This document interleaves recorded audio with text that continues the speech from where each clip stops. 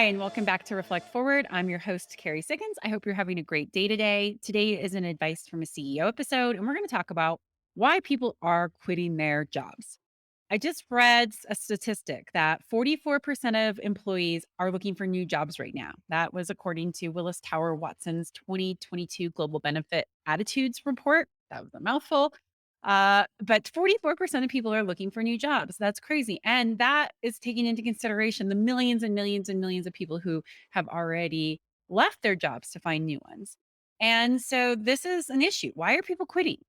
And then you have the flip side where there are reports of unfilled positions. I know that most of our supply chain issues are because our suppliers can't hire enough people to be able to build the components that we need. And so if there's such a tight labor market and so many people are leaving, looking to leave their work, what is going on here? Why are we seeing this era of great resignation? Why are we seeing such a tight labor market? Why are people not wanting to work some of these jobs that are out there? And so that's what I want to talk about today. So I've got some opinions on it, what I think is going on. And I think it has to do with people saying, I don't want to work in crappy jobs anymore. I want better working conditions. I want better pay. I want better work life balance. And it's evident that companies are just not creating the jobs, the careers that people want. In fact, I had this conversation with one of my direct reports when we were looking for a engineering position, and we couldn't find any candidates. And I said, maybe it's not the candidate pool. Maybe we have a job that people don't want. Maybe we need to revamp the job description and see what happens. Like, if you have job positions that are going unfilled, it's really easy to blame the workers and the talent pool. But it could also be that maybe you just have jobs that people are interested in. Maybe your company doesn't have a great reputation for how it treats people. I don't know. There's lots of issues. It certainly is complex. It's difficult to pinpoint it to a single issue because it isn't a single issue. It's easy to blame government entitlement programs as the main culprit. And while I'm sure there are some people who are taking advantage of those handouts, I think it has a lot more to do with people wanting to find joy and meaning in their work, wanting to feel valued and appreciated and not put up with crappy bosses and crappy jobs. That's what I think the majority of it is. So, as I started to dig into this, like what's going on here, so that I could make sure that if we started to see higher levels of resignations at Stone Age, which luckily we haven't, then I would understand what's going on. I would know where to dig. And I talked to lots of people in my network about this and tried to understand, what's going on, what are they seeing, so that I could build a couple of ideas around why people are leaving. So after talking with several people in my network and the boards that I'm on and other leaders, especially in YPO, I have narrowed it down to four real reasons why people are leaving. So, first one is that families coming first. During the pandemic, many people began to reevaluate their work life balance, saying, wow, I'm at home more often. I have a better relationship with my family. I want to spend more time with my family. And I know this, I was that way. I would travel 100,000 miles a year out of Durango, Colorado, which is very difficult. There's never a direct flight unless you're going to Denver or Dallas. And so it's impossible to get anywhere quickly and easily, and so I can relate to not wanting to travel so much. It was a reprieve to be at home with my family month after month. My relationship with my husband and my son both improved, and I felt a lot happier and healthier. And I am never going to go back to that kind of travel. Never. It's too hard on my mind and my body and my family. And I also worked fewer hours. I was used to working 60, 70, 80 hours a week. And then when I had to homeschool my son during the beginning of the pandemic, like all of that changed. And when I wasn't traveling so much, I realized like, oh, I can actually get my job done in 40, 50, less than 60 hours a week for sure. And so when my life dramatically improved, I had to imagine that the lives of others had to dramatically improve. Not everybody. There are lots of people who went through a lot of hardship, but I certainly have talked to a lot of people who've said, my family life is so much better because of the pandemic, and I'm not traveling as much and I'm not working as many hours because I just reevaluated everything. And I think that's a lot of what's going on. People are looking for a renewed sense of self and a renewed sense of family. And I think people are saying, like, I'm putting my family first. I'm putting my health and my relationships first. They're more important to me than grinding it out every single day. So I think a lot of people are leaving their jobs if that role or that company doesn't fit for the vision that they have for themselves and their families when it comes to work life balance and health. The second thing that I found when I was talking to other leaders about why people are quitting, and a couple of my friends who have left their positions, it's all about purpose and work. People want to have purpose and work. We spend 8 hours plus a day working. We spend more time with our coworkers than we do with our families, and we give so much to our companies, and if we feel like that our personal purpose isn't aligned with the company's purpose, that the work that we do day in and day out isn't in alignment with personal purpose, I think people are saying, "I'm fed up. That's not worth it to me. I'm not gonna spend my time grinding it out in a job that isn't purposeful." And I think that this really matters. People want to make sure that their talents and their skills are aligned with the role that they have. They want to know that they are valued, that they are appreciated, and that they are working for something that is bigger than themselves and that it's a greater impact than just making money. I think people are saying if I'm going to work 8 to 10 hours a day, I want to feel good about what I accomplished. I want it to be good for me, not just for the benefit of the company. And so I think that's a big reason why people are leaving. And statistics corroborate this. So, according to a Gallup poll, only 4 in 10 people felt strongly that the mission and purpose of the company made them feel like their job was important. Now, that statistic is compelling, and business leaders need to pay attention to it. Teams, leaders need to pay attention to this. Third, bad jobs are bad jobs. There's just no getting around it that some jobs are just bad. Some jobs suck. They have low pay, they have long hours, they have unsafe conditions, rude customers. That's a tough job. And I think people are saying, I'm fed up with it. Like, I don't want to work in an environment where I'm not treated well, where I'm not paid well, where I'm not appreciated, where this job is just not a good job. It's a dead end job. It's not going to go anywhere. And so I think that's a big aspect of why people are quitting. I have a friend who works for a global airline, and she told me this. She left her position last year and she said, "I'm tired of being treated like I don't have feelings or value. I cannot control my company's decisions, but I am on the receiving end of customers' anger and frustration all the time. And I don't feel seen and heard by my company, because, they keep with these policies that make it so difficult to give good customer service, and I dread going to work every day because my customers are always upset, always mad, and taking it out on me, and I'm done. The pay isn't worth it. I feel bad about myself. I'm done. And I think that's huge. I mean, we all are in this together, whether we want to admit it or not. And how we treat people, whether it's our employees, our colleagues, or coworkers, or how we show up as customers, make people want to stay in their jobs or not. And so I think that's a really big one. So bad jobs are bad jobs. And having a crappy boss and having crappy customers does not inspire people to want to stay in those positions. And then the fourth thing that I found is there's a lot of entrepreneurial aspirations out there. And I know I have had a couple of employees leave Stone Age to go start their own businesses, which I think is so amazing. If we can help people be able to feel that entrepreneurial spirit, then I say go for it. That's so exciting. I think people should absolutely take their career in their own hands, their dreams in their own hands. And if they want to start a company, start a company. And so I think many people are leaving to work for themselves. And this could be, yes, I want to go start a company, or hey, I can do this work from anywhere. I have a valuable service. I have valuable talents that I can bring.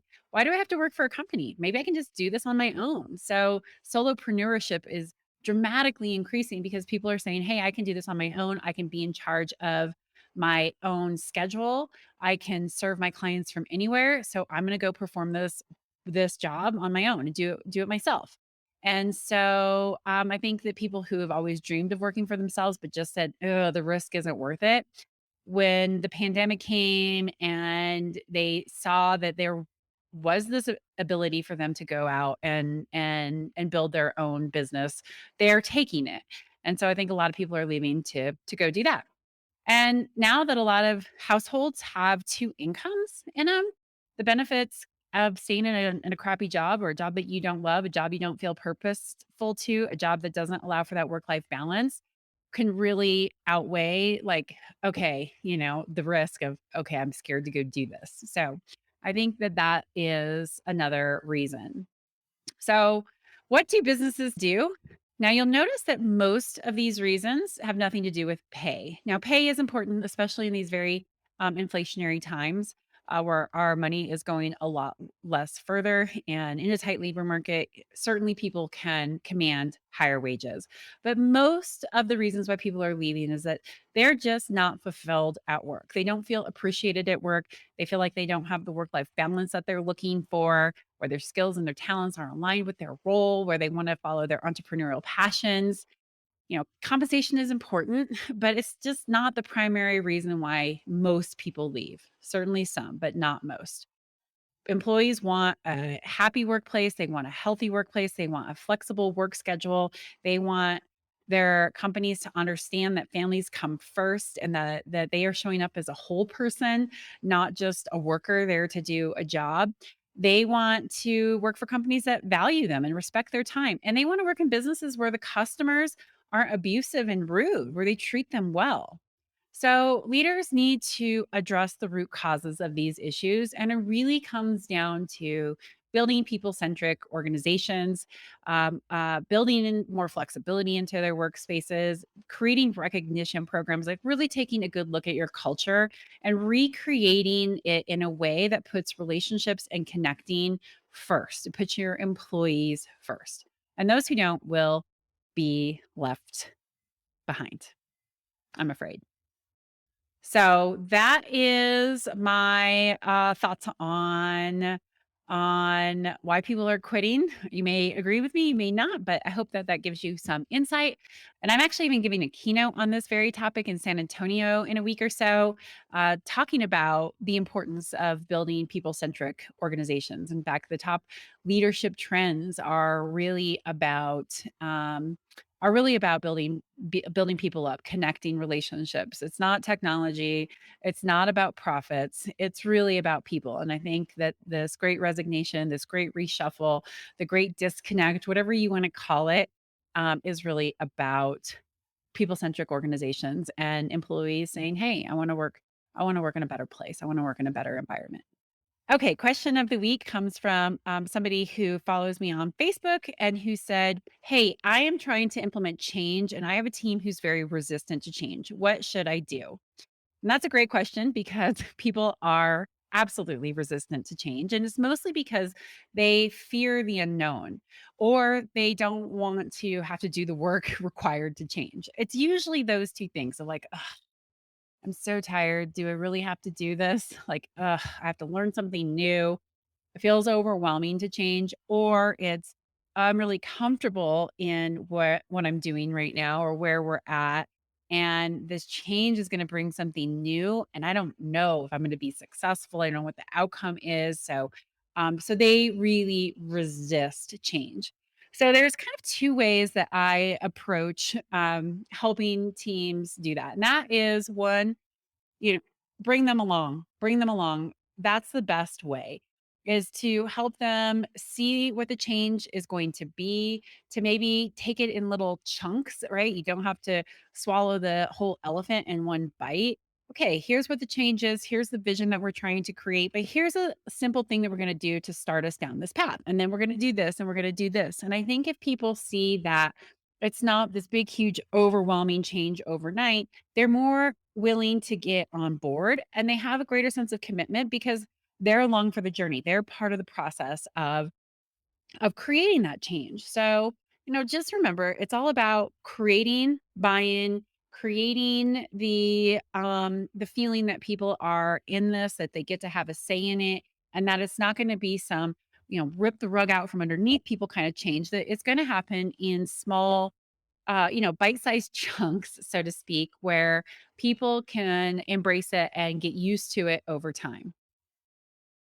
The other way about doing this is ripping the Band-Aid off and saying we're gonna change and we have to. And sometimes this is just the way you have to do things. Like my husband is just implementing a new ERP system. He was on QuickBooks in his company, not scalable for the size of his company now. So it was said, hey, we are going to do an ERP implementation and we're going to make a major change, and we have to. We can't grow the company if we stay on this system. And that was kind of like a rip the Band-Aid off one. And of course, he worked to bring his team along in the selection of the software and the implementation, but it wasn't a choice. It wasn't bite-sized chunks. It was, we're not going to use this system and we're going to change to this one, and it's going to upend all of our processes and everything is going to change. And it rocked people's world and is absolutely scary. But what you have to do in that case is really hear people out and provide lots of training, lots of opportunity to talk through things, um, you know, give people time to get comfortable with the change. Most people in a couple of months after the change happens, maybe even sooner, have forgot all about, oh yeah, that was how I used to do it. And they're into the new process. It's just it has a little bit of that learning curve and a little bit of time to get through it. But sometimes you just have to be like in your face. We're going to have to do this, and here's why, and we're going to help everybody along for it. But it's not that bite-sized chunk. And so, I would take those two approaches as one, how can you go slow and bring people along and take it off in small chunks? And two, here's the why that we have to do this bigger one. Yes, it's much more direct.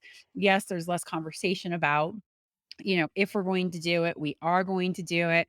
But here's how we're going to bring you along so that you feel more comfortable as we go through this change. Always, always, always, no matter which approach you have to take, always hear people out. Always ask for feedback. Always give people an opportunity to express their concerns, express their fear.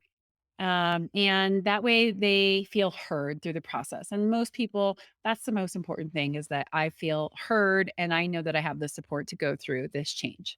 So hopefully that helps. I know it's always hard. I certainly have driven a lot of chains at Stone Age and have seen, people react really positively, really negatively to it. I've certainly run great change management programs, and I've blown it several times. People are just like, "What are we doing and why?" And it wasn't successful. So I get it. Some go well, some don't. Depends on the change, depends on how you roll it out.